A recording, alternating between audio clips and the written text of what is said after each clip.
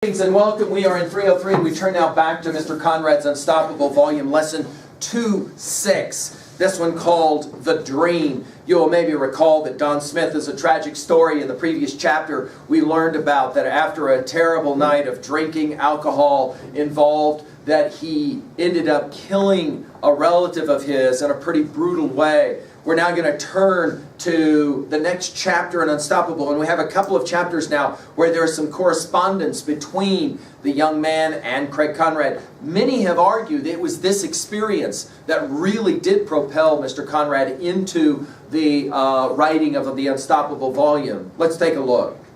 The focus, by the way, for your journals really quickly is the following. Write it down.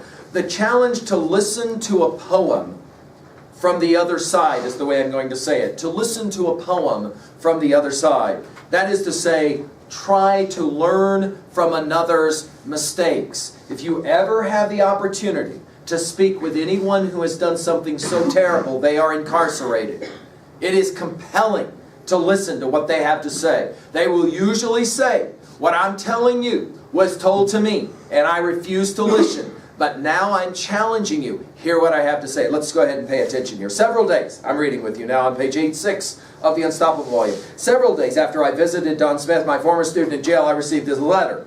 Let's take a look at it. "Mr. Conrad, how's it going? Not bad here. My cousin never brought the drawing I was doing for you, but I've drawn a few here I can give you. I had a dream."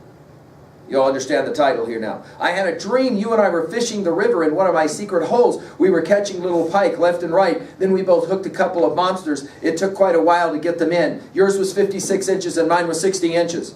Then you and I wrote an article for the Yappa in the In Fisherman magazine. Then Al Linder came to fish with us on his show and we all caught nice pike. Are you still telling the Friday story?" Something that Mr. Conrad always did on Fridays. "Here's something I wrote, thought you might like to use. Quote, I grew up in a life drug-infested. All these situations only once arrested. I saw people fall and rise and fall in this short life. I've seen it all. So if you're not doing drugs, raise your hand because you will be rewarded life in the end. Well, take it easy. I gotta go. Your student and friend, Don." Ironically, Mr. Conrad continuing now with the story. "Ironically, later that summer, I would get to live that dream.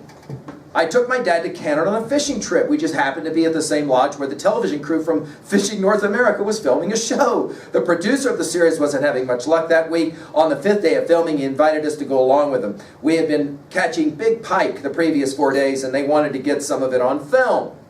What an unbelievable day we had. Dad and I caught huge pike, the highlight of the show. Our unorthodox method was then emulated by the producer, and he caught the biggest pike of his life. He then thanked us on national television. It was off the charts. When I got back home, our local newspaper asked me to write an article about pike fishing on the Yappa River.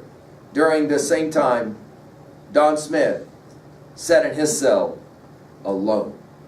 Then he went to trial. He was found guilty and sentenced to 40 years without parole for killing his uncle. He was given a number, 63934, and sent to the maximum security prison in Canyon City. From there, he would send me letters from hell, setting up obviously the next chapter.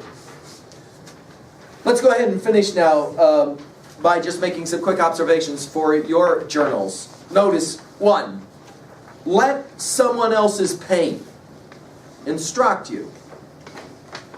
Right? Instruct you. Don't have to have the instruction of your own pain as being the only instruction. 2, live a life you can be proud of is obviously one of the primary messages here. 3, learning from others' mistakes is an important one. Finally, number 4, this is an interesting question. What is an important dream of yours that you had which maybe did come true, or you hope someday will come true? Of course, lesson 2-6 now, the dream is yours. You can think a little bit about this one. Thank you.